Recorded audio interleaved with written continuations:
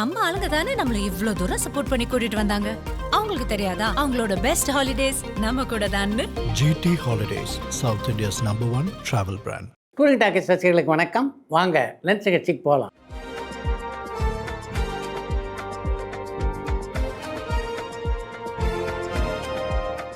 என்னம்மா முதல் கேள்வி? தனுஷோட கரை படத்துல நடிக்கிறதுக்கு பிருத்திவிராஜ் நோ சொன்னதுக்கு என்ன காரணம்னு வினோத் கடலூர்ல இருந்து கேட்டிருக்காங்க. கரை திரைப்படத்திலே பிருத்திவிராஜ் நடிப்பதற்காக விக்னேஷ் ராஜா உருவாக்கி இருந்த அந்த கதாபாத்திரத்துக்கு அது 2 பரிமாணங்களை கொண்டதாக இருந்திருக்கிறது. அதன் காரணமாக தான் அதில் நடிக்க மறுத்து விட்டதாக பிருத்திவிராஜ் பல பேட்டிகளில் சொல்லியிருக்கார். அதை விக்னேஷ் ராஜாவும் ஆமோதித்திருக்கிறார். துரந்தர் படத்தோட 2 பார்ட்டும் 3000 கோடி வசூலை தாண்டிடுச்சுன்னு வர செய்தி உண்மையானு அருள் ராமாபுரத்துல இருந்து கேட்டிருக்காங்க. துரந்தர் பார்ட் 2 திரைப்படத்தை பொறுத்தவரையில் 1750 கோடி ரூபாய் வசூலை தொட்டு விட்டதாக சொல்கிறாங்க. அதனுடைய முந்தைய பாகம் பார்த்தீங்கன்னா 1350 கோடி ரூபாய் பண்ணியிருக்கு. அதனால் துரந்தர் படத்தினுடைய 2 பாகங்களும் சேர்த்து 3000 கோடி ரூபாய் தாண்டி இருப்பதற்கு வாய்ப்புகள் இருக்கேன்.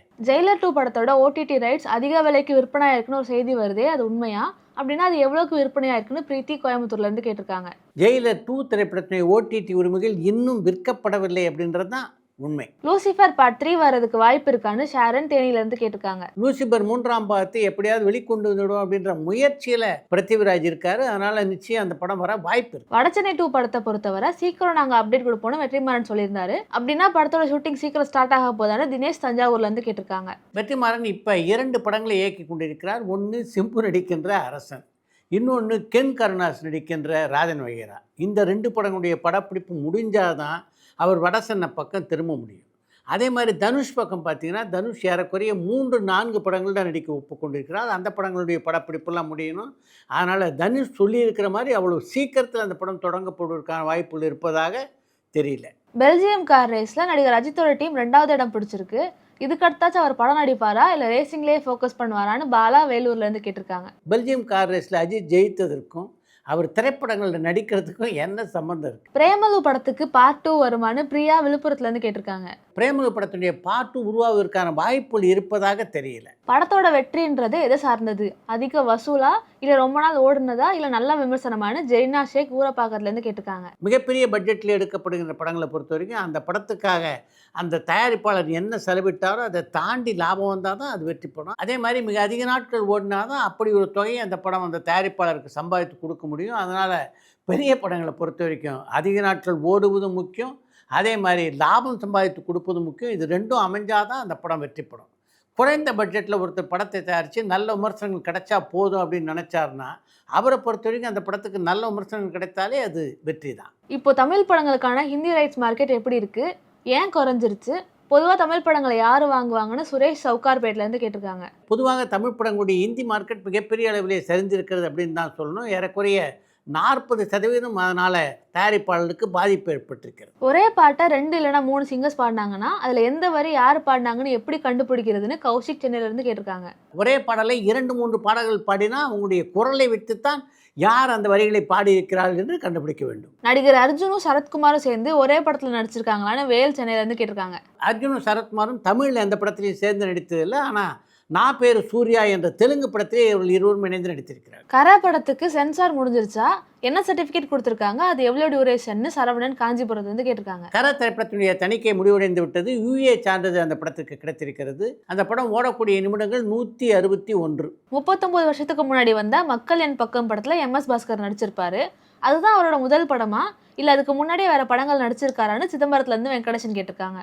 MS பாஸ்கர் தமிழிலே அறிமுகமான திரைப்படம்னா அது விசுவனுடைய இயக்கத்தில் உருவான திருமதி ஒரு வெகுமதி என்ற திரைப்படம் தான். பெரிய நடிகர்கள் இயக்குனர்கிட்டையும் தயாரிப்பாளர்கிட்டையும் கண்டிஷன் போடுற பழக்கம் இன்னமும் இருக்கான்னு சந்தனகுமார் சென்னையில இருந்து கேட்டிருக்காங்க.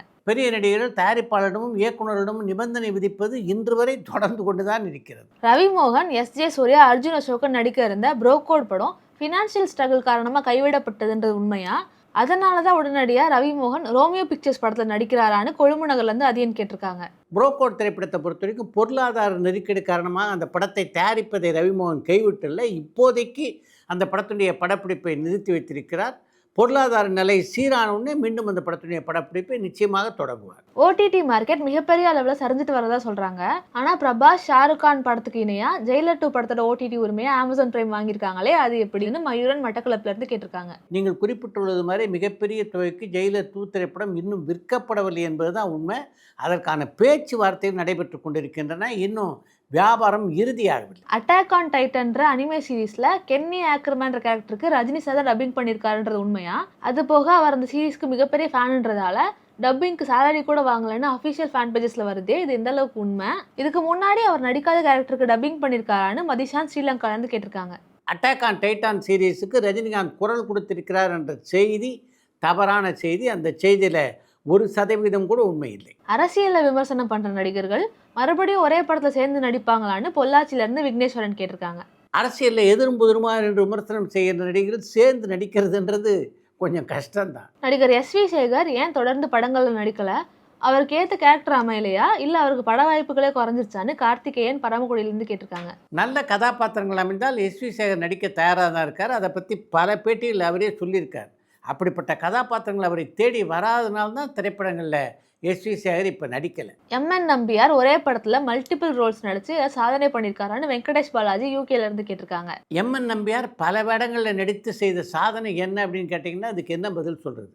அதே மாதிரி ஒரு சாதனையை தான் நவராத்திரி படத்திலே சிவாஜி செய்தார். இன்னொரு பக்கம் பார்த்தீங்கன்னா கமல்ஹாசன் தசாவதாரம் படத்திலே அப்படிப்பட்ட ஒரு சாதனையை தான் செய்தார். அப்படி அவர் நடித்தது சாதனையே இல்லை அப்படின்னு நீங்கள் நினைக்க ஆரம்பிச்சிங்கன்னா அதுக்கு பதில் ஏது? எம்.எஸ். தோனி ப்ரொடக்ஷனில் அடுத்ததாச்சும் படம் வருமானு பூஜா ஹைதராபாத்லேருந்து கேட்டிருக்காங்க. எம்.எஸ். தோனி ப்ரொடக்ஷனில் நிச்சயமாக திரைப்படங்கள் வரும்.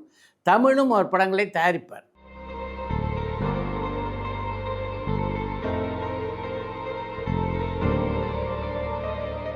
இயக்குனர் எம்.ஏ. திருமுகம் அவர்கள் தேவர் ஃபிலிம்ஸ் தவிர மற்ற தயாரிப்பாளர்கள் தயாரித்த படங்களை இயக்கியிருக்காரான்னு கடலாடியிலேருந்து பாலசுப்ரமணியன் கேட்டிருக்காங்க. தேவர் ஃபிலிம் தயாரித்த படங்களை தவிர வெளி தயாரிப்பாளருக்காகவும் பல படங்களை இயக்கியிருக்கிறார் எம்.ஏ. திருமுகம்.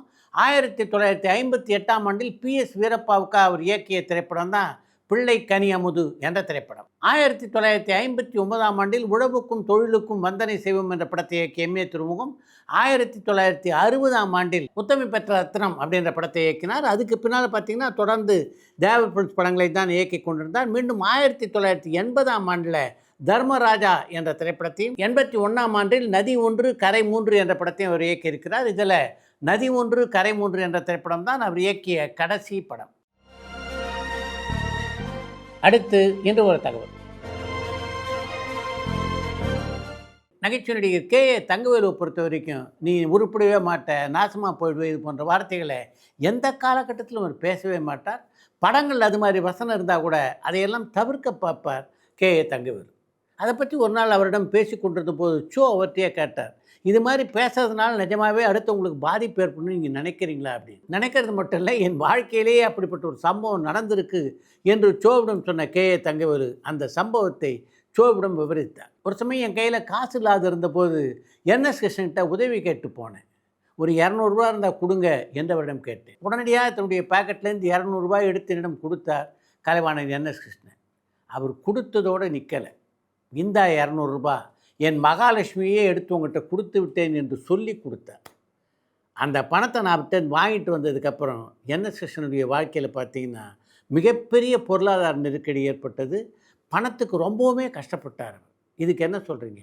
இதனால தான் அறம் பொதிந்த வார்த்தைகளை பேசுவதே நான் எப்போதுமே ஆதரிப்பதில்லை, அதே மாதிரி நானும் பேச மாட்டேன் என்று சோவுக்கு விளக்கம் கூறினாராம் கே.ஏ. தங்கவேலு.